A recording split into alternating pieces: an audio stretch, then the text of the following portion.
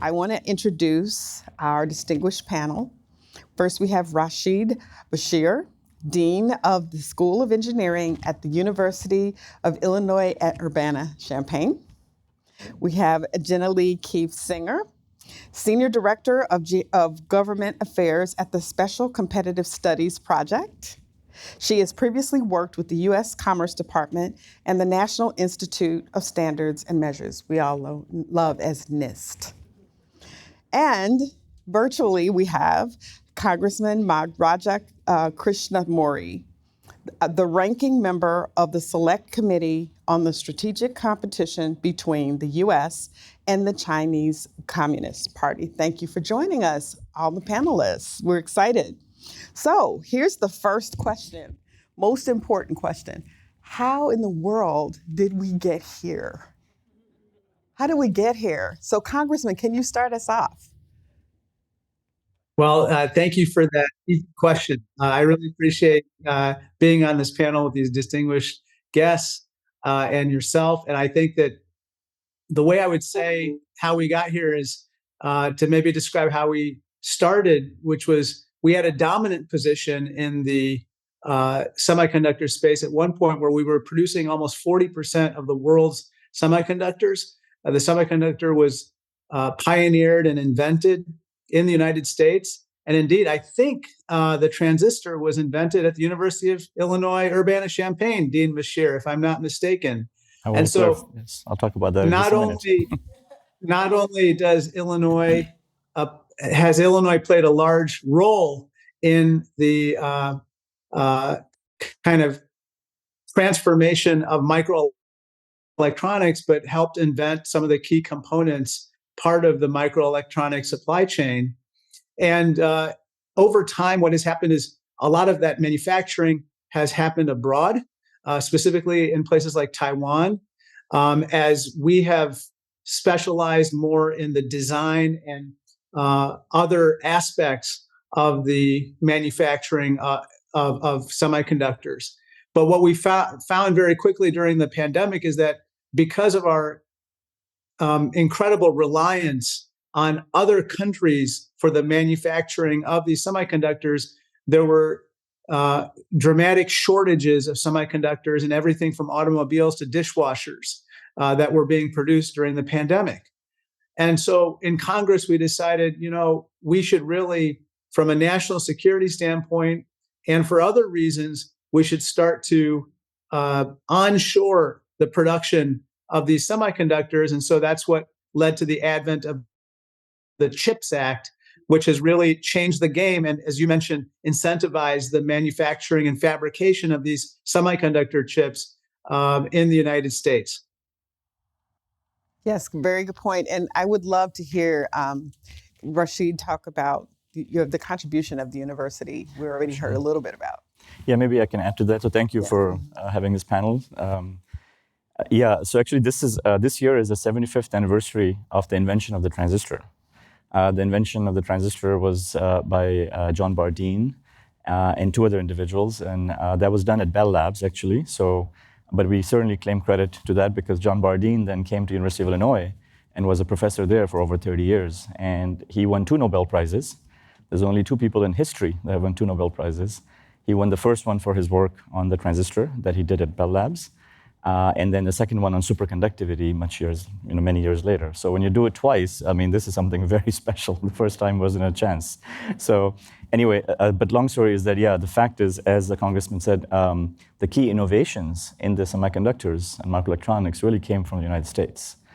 Right? And actually, John Bardeen's first student, Nick Holoniak, invented the visible LED. He's known as the father of the LED. So he was a student and a professor at UFI for over 50 years.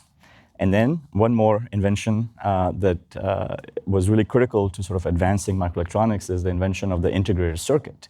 So the idea that how do you take these transistors that before were sort of bulky, when they were even invented in 47 and onwards, 48, how do you put them on a chip? How do you integrate and make circuits? So the idea of integrated circuits was Jack Kilby.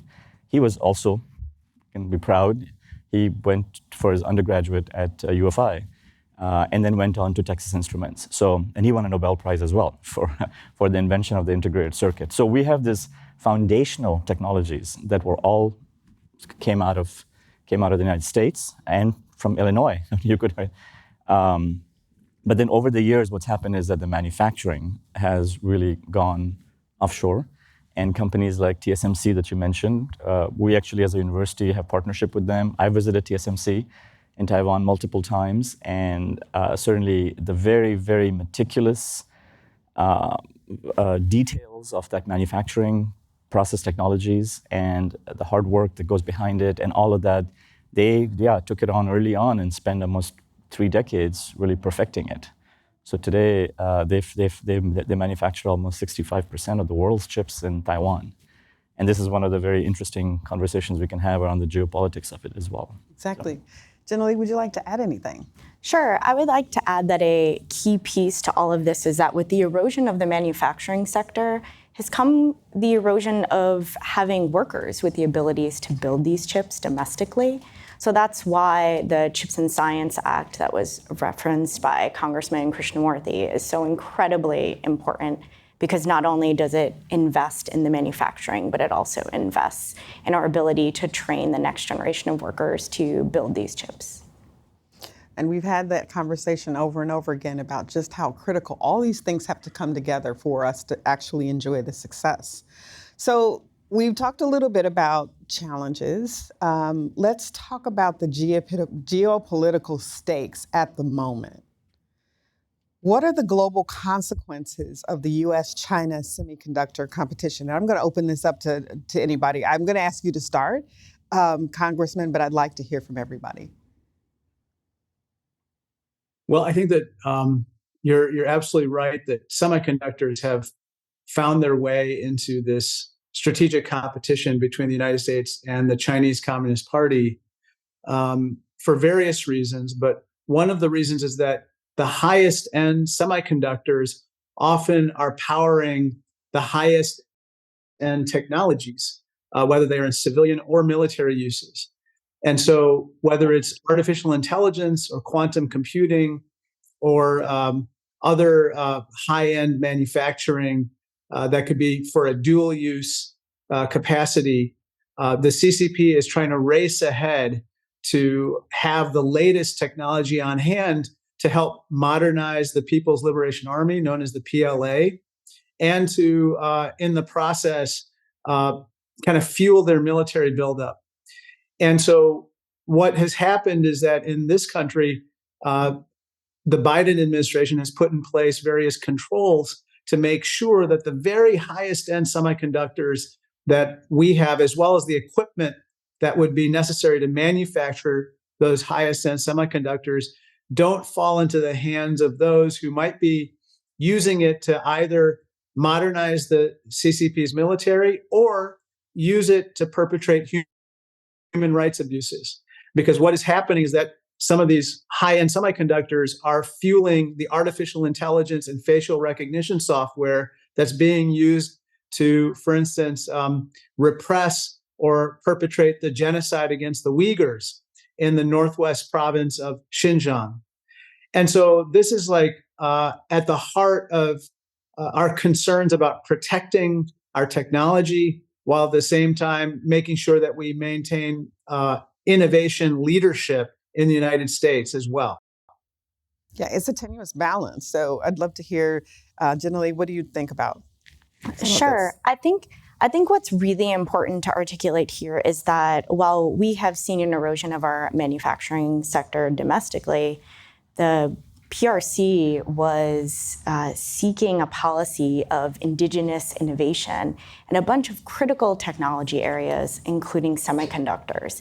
And why this matters is because those semiconductors, that compute power, it underpins the technologies of today and the future. The country that holds the ability to design, to manufacture, to build those technologies is the nation that can control the global marketplace and reap the benefits of those technologies most greatly.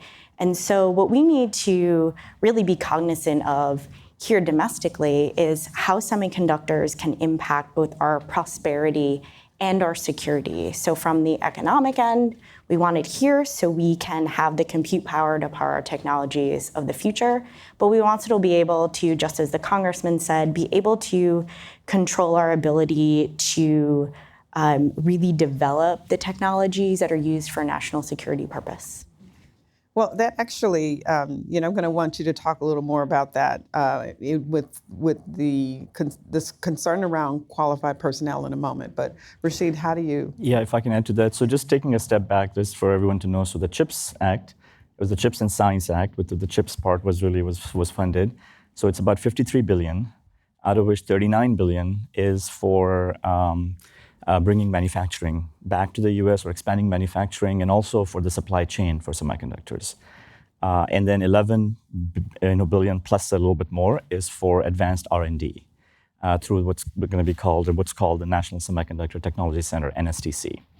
So I think the CHIPS Act is great. This was really very much needed, and the goal for it, I mean, I haven't seen a more very formal quantitative goal per se, but even with conversations and panels that we've had with, let's say, the CEO of Intel or IBM, they say if we can bring 50% of the manufacturing back to the US in a decade, that would be great. That's as an approximate goal, let's say, something to that effect. So want to bring more of the manufacturing back. The CHIPS Act is, like I said, great, but and you heard earlier, one semiconductor fabrication facility costs about 20 billion, between 10 to 20, depending on the size. The one that Intel is putting up in Ohio is going to be in that range, about 15 billion or so, something like that. So the fact is, even with what is there, you can talk about a couple of fabs, let's say, right? But I think it's a very, very important step forward, and I know there's probably already discussions of a CHIPS 2, perhaps. So the question is that, how do we do that? How do we help these companies come back or grow capacity here in the US?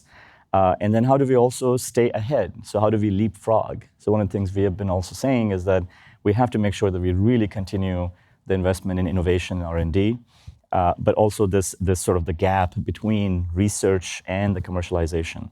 So that's where the NSTC comes in, and making sure that things like quantum, things of this advanced technology that might not always be seen as what we do today, we got to keep that connection and continue to leapfrog in innovation as we try to bring more of the manufacturing back in the U.S. Right, and of course the challenge is the short amount of time that has been defined by the act. We really got to get some good work done, right? It is.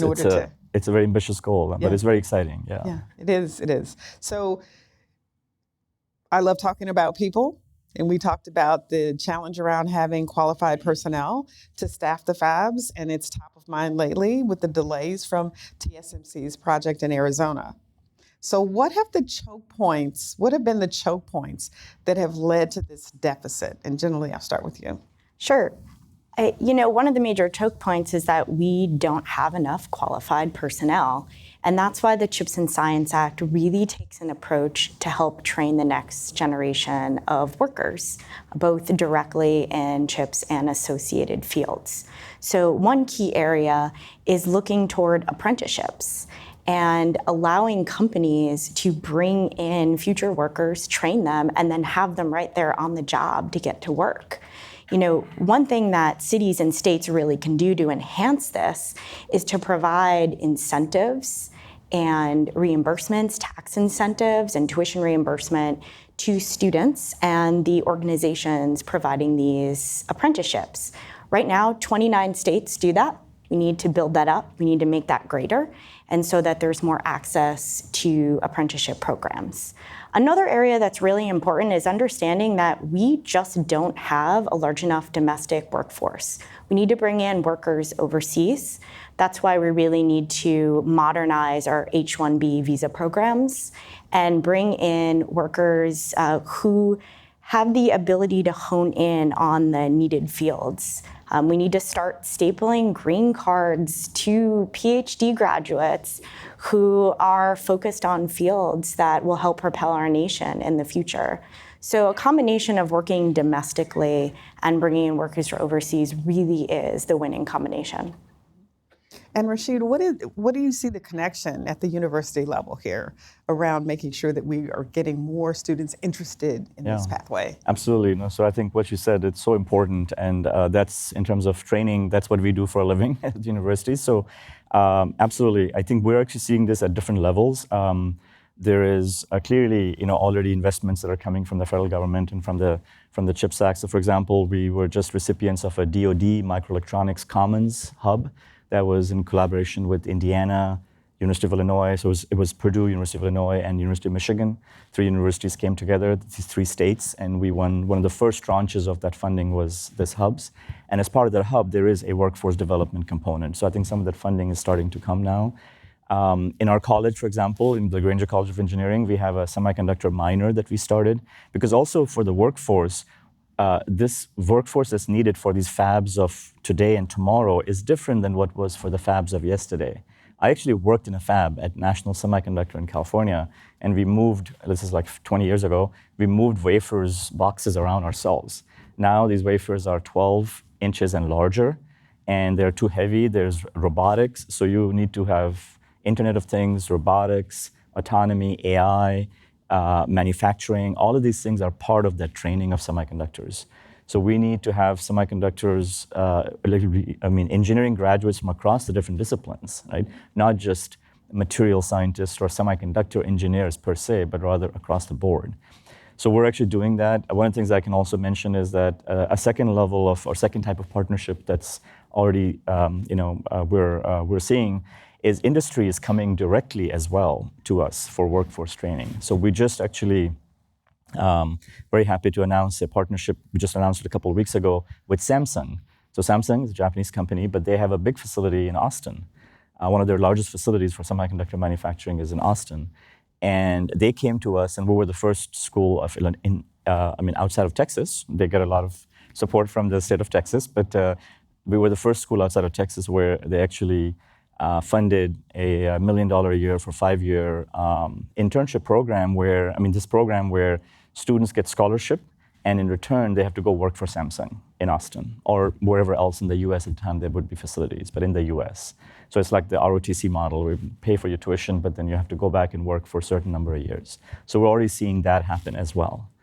In the region, actually, we are pretty well aligned. I do think it's a very unique moment in time where our institutions across the state of Illinois, with U Chicago, Northwestern, Chicago State, IIT, UIUC, even the national labs, Argonne and Fermi. So we have all already come together, also supported by this group that the governor had charged called Innovate Illinois. And we're actually talking about collaborating across our institutions. Actually, Chicago State recently won a grant from NSF on workforce development in semiconductors. So I think we're starting to see that at all levels. We bring we graduate from our college, the largest number of electrical engineers, computer scientists in the country as a college. That number, computer engineers, computer scientists, and electrical engineers. So I think in terms of bringing talent here, there's a lot of optimism. And I agree, we need to stay at the place where the world's best can want to come to the US, right? That has to stay as a goal. Absolutely. And aspiration. So. Absolutely. Absolutely. Well, I do want to do just a time check here because next is our break, and we're going to lose the congressman right at 1 o'clock. So any questions that you have, please get those prepared. I'm going to just have just a couple more questions here because we have to talk about environmental and health impacts, from semiconductor manufacturing. And also, Congressman, I would love to have you help those who are working to develop workforce in cities. What type of help could you give them? What type of recommendations could you share with them about both of those things? So myself and a guy named G.T. Thompson were the ones who authored the modernization of our nation's career technical education system. It used to be called the vocational education system. And this is really for people who don't get a 4-year college degree or more than that. And it turns out that even today, only 1/3 of Americans have a 4-year college degree and 2/3 do not. And so for those 2/3 of Americans for whom we want them to have a ladder into the middle class, one excellent place where they will be able to find jobs is semiconductor manufacturing. And so we've been trying to fund programs to equip these stars. These are students who are trained through alternative routes, stars, to basically shine in the area of semiconductor manufacturing. And that is an excellent place where our city colleges, our community colleges, our high school districts, especially in places like Chicago, where you have a very close collaboration happening between employers, educational institutions, and of course, students can come together and take advantage of what we're trying to do at the federal level. And I should just add one other thing about this, which is we have to make sure that we don't discriminate against people without four-year college degrees. Unfortunately, that is a stigma that we have to get over. And so I've actually authored legislation recently with a Republican named John James from Michigan to prevent that type of discrimination. So at the same time that we are training people to become, let's say, semiconductor technical manufacturing specialists, there must be a better word than what I came up with. We can't discriminate against them somehow in the hiring process when they go and look for these jobs, which unfortunately happens today, oftentimes through automated screening and other tools that employers use. Finally, I'll just say, I just want to do a shout out for the National Semiconductor Technical Center, the NSTC. I think Chicago and Illinois would be an excellent place to locate that particular hub. And so I'm going to be advocating very strongly for that. Me too. Well said, well said. Okay, should we go ahead and open up for questions to make sure that people have time? I see one over here. Hi, can you hear me? Yes. Yes. So my name is Carolina, and I actually have 3 questions. They're very short. So the first question I had is for Jenilee. I hope I'm pronouncing your name correctly. I was excited to hear that you worked for NIST before, because I'm also a bit of a standards nerd myself.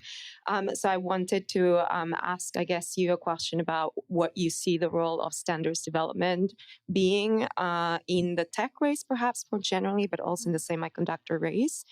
The second question I had to do with the sort of semiconductor issue being a concern to other nations as well. I work for a UK-based cyber consultancy firm, and I certainly know the UK government is equally worried about these issues. I was wondering what sort of collaboration is expected with perhaps other like-minded countries. And the last question I have is, we're discussing about, sort of tackling this challenge through developing capacities for the next generation. So how soon do you expect, we'll be able to sort of, rein this issue in, if that makes sense? So those are the 3 questions. Thank you. I'm happy to start with I love when anyone talks about NIST and standards. Thank you. I can dork out for you here. So I think one of the really critical things about standards is that standard setting helps define how products are made and delivered to individuals and all of the things that we're using every single day. And so why that matters is that the US and its allies and partners really need to show up for standard setting. And there's been a recent trend lately where the PRC has made a concerted effort to show up to these standard setting meetings with their allies and partners and try to persuade the way standards are made. And so this really is a rallying call to all of you here in the audience. If you are part of local government, if you work for a startup, you too can be part of standard setting. There are organizations out there that you can join. You can reach directly to NIST and they will help set you up. They will do training sessions and they will help bring you to the table so your ideas, the concepts that you have, can ultimately be built into the design standards for the things that we want to use every day and that drive our economy and our security. So thank you for raising that. Please, everyone participate in standard setting. Rashid, you want to add anything? Yeah, actually, NIST is so important to the CHIPS and the science. Actually, the CHIPS office is currently in NIST. So I think this is really important, and that's all I'll say, is that semiconductors, this entire effort from the NSTC side, it's actually being led by NIST. So that's how important this is. Yeah. Okay. Congressman, you want to chime in? Well, I loved how the questioner said she had 3 questions. In Washington, we have 1 question. I have 3 parts. I think that I would just echo the sentiments with regard to the standard setting. We think that this is going to be crucial for us to, for instance, prevent the PRC or the CCP from dominating, for instance, 6G or other technologies of the future, where standards are going to be vital for making sure, for instance, that people's privacy is maintained, that there's more open source architecture involved, so more vendors can participate. It's not so vertically integrated, and that we also set some parameters, for instance, to prevent some of the ethical dilemmas from developing that we might have, whether it's about artificial intelligence or any other technology of the future. Thank you. You have another question? Yes. Hi, everyone. My name is Aleja Jimenez Jaramillo, Director of Technology, Governance, and Policy for the City of Boston. My question was sort of prefaced by some of the answers given already, and it's about where it's about policy complements to creating the capacity for semiconductor production. Some of the most cutting edge models that we have from the private sector have thrived in the US in the context of a very much lack of privacy legislation. They're predicated on very much extractive commercial surveillance and then state surveillance. And I wonder about the policy complements you would consider or recommend pairing the CHIPS Act and other capacity building legislation with to ensure that we are moving towards AI development models that are less extractive in nature. Anybody want to start? Well, I can start to something. So I think it's very clear that all the advances that you're seeing in AI, they're really powered by semiconductors, right? So at the end of the day, it's the chips underneath, it's the materials and the chips are getting more and more powerful. They're taking more and more energy, obviously, which is another separate issue with sustainability. And that's really why this is so important. And that's why this panel today and this AI, the discussion of AI, you cannot have a discussion of AI without really talking about semiconductors. So, and I think the key here is to make sure that as we bring this capacity back, I mean, this is the CHIPS Act is a great, really major step towards it. If you look at in the US, there is Micron, there is Intel. If you look across, and there is, of course, Samsung and TSMC, which are foreign-based companies, Japanese and Taiwanese, but they have facilities in the US. Then, of course, there's facilities that TSMC has in Taiwan and across the world in Japan and other places, also companies like Samsung. So the question is that how do you, and that's why I think the global nature of this is so important, is that how do you bring enough of this back and incentivize while lowering the cost of manufacturing, right? At the end of the day, this is why these things moved offshore anyway. And one thing I like to also make a point is that it's just not the semiconductor manufacturing. That's a big piece of it, but it's a supply chain. It's all of the materials that are produced for that. And then also the packaging. You have to package these chips. You have to build them into systems. So that entire chain is what we should be thinking about. Certainly the heart of this is the chips themselves, which could be used for power, for high speed, or for computation. How do we think across the scale as we talk about this topic? I'd love to add to that. Absolutely. So innovation begets innovation. And when we're talking about how semiconductors interplay with AI can really help with innovation in this space. So we're seeing what's called pervasive innovation, which is the application of digital tools to the physical world, sort of like our bits and atoms are converging. And we're going to a place where, for example, AI can help us look at candidates for new materials and fabrication, and then help us down select which materials to actually test. And in doing that, AI can help us have more efficient production, perhaps longer lasting materials and also help us be more environmentally friendly in our production. So I think it's really important for industry and government and university collaboration to help, really make this ecosystem work together and innovate using AI to help move forward semiconductors, which then helps move forward AI. It's all symbiotic. Yeah, love that. Now, Congressman, you want to add something? Well, I think with regard to AI, if I understood the spirit of the question, I think that there need to be guardrails with regard to AI. So even at the same time that artificial intelligence is becoming more powerful, the models are becoming more powerful. We don't want to, for instance, give up privacy with regard to the data, people's user data that ends up feeding and teaching those models or training those models. We need to have transparency with regard to the algorithms that are used by those models, because what we've seen in the past is, unfortunately, certain AI models end up perpetrating forms of discrimination, whether it's based on someone's skin color or their ethnicity. But basically, we need to make sure that we understand what are the algorithms powering those models. And then finally, we can't repeat with AI the problems that we've seen in social media, which is we can't create a safe harbor, for instance, where people who create AI models that lead to nefarious activities or bad outcomes or reckless outcomes, negligent outcomes, are insulated from any of the consequences of that. That is unfortunately something that I hear from my constituents all the time, which is that social media is out of control. And partly that is because in Washington, we created a safe harbor, a loophole, where social media companies are not really on the hook for any of the consequences of the material or the information or even the misinformation that is on those platforms. So we can't repeat that with AI. It's a great balance of perspectives. Mm-hmm. Yeah. I'd love to add to that if I could. So I think there are a few tools out there that can really help in this space. First, the White House's new executive order directs department and agencies to look at new ways to address the risks associated with AI.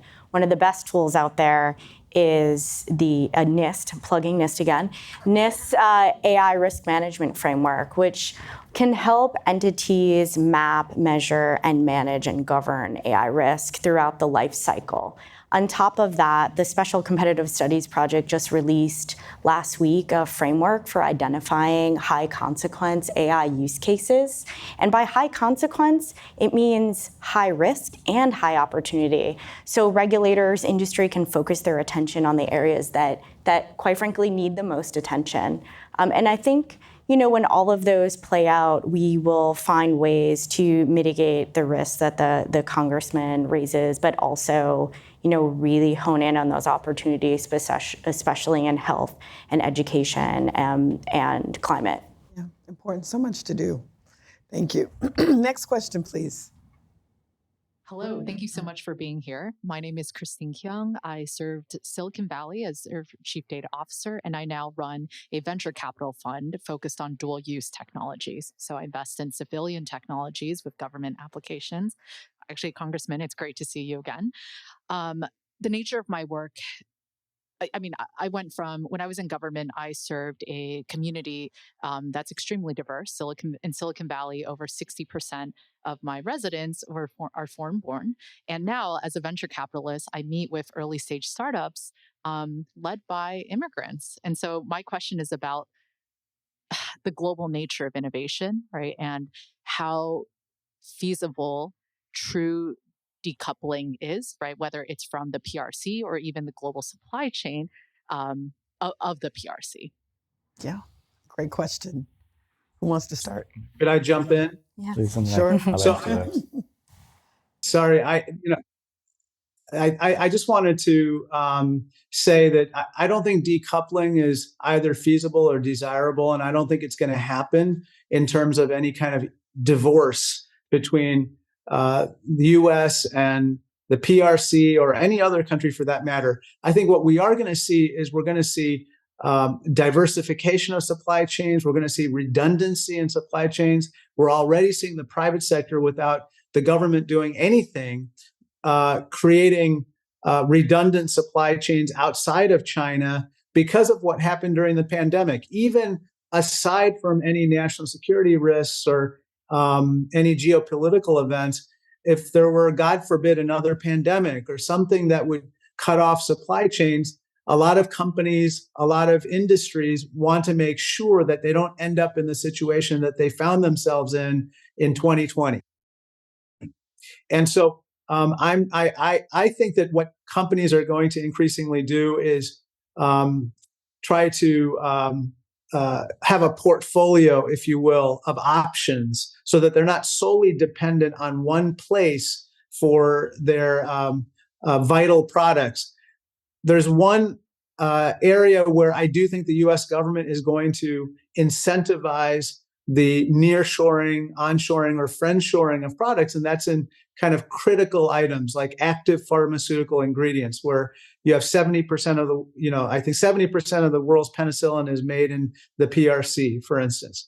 That doesn't make sense if we were to have another pandemic where we required critical medicines and we couldn't get it in time from China or elsewhere. Another issue is critical minerals. Things like lithium and cobalt and manganese and graphite, those materials which are essential for the green energy economy and a lot of other technologies of the future. Right now, 90% of that is processed in China. Again, that is something where we're going to need to migrate some of the supply chain elsewhere. And then finally, I would just point out some of my Republican colleagues have mentioned that energetics, which is the propulsive agent even in our armaments, unfortunately, we source a lot of that abroad in East Asia, of all places. And so I can see the U.S. government, say, look, we should probably make our own gunpowder for our U.S. military here in the U.S. And so with the exception of certain critical items, I don't think that the government is going to step in and start to have a CHIPS Act for all the different other items that we want to, see migrate to the U.S. If I can add to that quickly. Absolutely. So yeah, I think this entanglement is something that we need to see how to manage and untangle some things, but at the same time, we have to find ways to work together as well across science and engineering and education. We'll always, from academic perspective, I always tell our faculty and our students, and we'll always stay away from certain areas of research when it comes to some international collaborations, right? Like quantum and a few others, advanced biotech or really advanced AI, for example, with China. But we have collaborations in other areas. We have, academic institutions have presence at other parts of the world. So I think it's one of those things where you have to, at some level, keep that bigger picture of trying to attract talent, the world's best, to the U.S., and also try to see how we can educate them in our ways, in our educational system, even if it's there. So Southeast Asia is very important. That was just mentioned earlier today, and in general, I'm also seeing that, and it's already happening, that some of the manufacturing facilities from China, they're actually also, those companies are setting up facilities in Vietnam and other parts of Southeast Asia already, for a whole host of reasons. Perhaps for diversification, perhaps for some of these impending or ongoing geopolitical issues, but also because the cost of labor is also starting to go up in China as well, as they have brought in 300 million people from lower class to middle class over the last 30 years. So I think there's a lot of very interesting things there, but in terms of how we reach out to the world and how we bring the world here, it's something we need to really talk about in a lot more detail. Lots more detail. Yeah. And there's one more question back there, but we have 1 minute. I want to make sure that we share that our panelists will be available, except for our congressman, of course. Afterwards, you can chase them down for more questions. I want to thank everybody for coming. Do you have a really quick, can you ask something really quickly? Okay. But yeah, okay. Quick question. Yeah, my name's Elena Harkness. I'm the executive director of Current. So I'm interested in the intersection between the supply chain stability of our semiconductor production and our climate resilience. I agree, Illinois is an amazing place to do this work, but part of that is because we have abundant water, a reliable grid. And I just wonder how that should be factored into national investment decisions and the way that we are awarding projects for production. Does anybody have a really quick? That's not a quick answer. That's not quick. Well, That's really hard. I mean, Okay. Can we just, Congressman, can you forgive us a few seconds? Yeah, I think all I would say is that I have heard from some semiconductor manufacturers about kind of environmental review and so forth. And I think that there are ways that we can work with them on this to respect the environment and at the same time hustle with regard to processing permits and making sure that we remain leaders in the semiconductor manufacturing space. And of course, Illinois will do all of that faster, better, and easier than anywhere else in the world.